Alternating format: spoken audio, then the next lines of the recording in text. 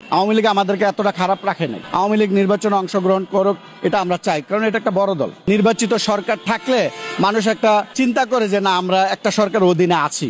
যদি শেখ হাসিনার সরকার আবারও বাংলাদেশে আসে, সাধারণ জনগণ তাদের পাশে থাকবে বলে মনে করেন? অবশ্যই, ডেফিনেটলি থাকবে। এখনো যদি ফেয়ার নির্বাচন হয়, আমি কোনো দল করি না। এখানের মধ্যে কতজন লোক আছে আপনি দেখেন, এর মধ্যে 100 যদি লোক থাকে 80% লোকই আপনার ভোট দিবে আওয়ামী লীগকে, আমি শিওর। আমি শেখ হাসিনার ভোট দিব, হ্যাঁ আওয়ামী লীগের ভোট দিব। আওয়ামী লীগ 100 বার আসবে, 100 বার আসবে আওয়ামী লীগ।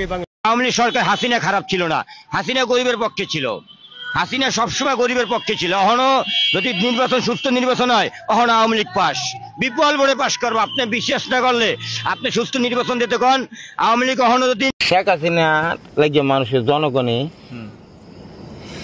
জনগণে একদিন কানবো, বিশ্বাস করে একদিন কানবো। শেখ হাসিনা জানি বালা, হায় শেখ হাসিনা করে সারা বাংলাদেশের মানুষ কানবো, কিন্তু অহন না, আজ থেকে আরো 6 মাস পরে।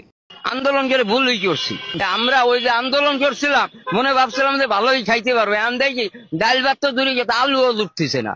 শোনেন, একজনের দ্বারা চতুর্দিকে লক্ষ্য করা যায় না, চাউলের ভিতর মরা চাউল খায়। এই যে মেট্রো রেল যান, পদ্মা সেতু যান, যে জায়গায় যান, সব জায়গায় স্বৈরাচারের করা। সে 17 বছর দেশ চালাইয়ে যদি স্বৈরাচার হয়ে থাকে, 8 মাসে এত লুটপাট হইলো। নৌকায় ভালো আছি, আমার পক্ষে নৌকায় ভালো আছি।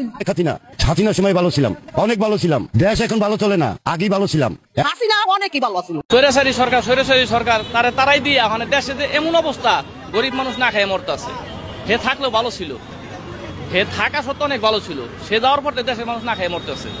আওয়ামী লীগ যে উন্নয়ন করছে এই দেশে, বিগত 100 বছরও এই দেশের কোন সরকার উন্নয়ন করতে পারবে না, এটা আমি চ্যালেঞ্জ দিয়ে বলবো। 100 বছরও পারবে না।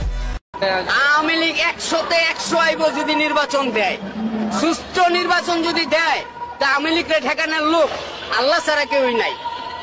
যদি একমাত্র পারে আল্লাহই ঠেকাইতে পারবো, এছাড়া আর কেউই পারবো না। দুর্নীতির পরও সে কিভাবে কি এর দুর্নীতি করছে? কই, আমি তো দেখি না কোনো দুর্নীতি, আমি তো দেখি খালি উন্নতি।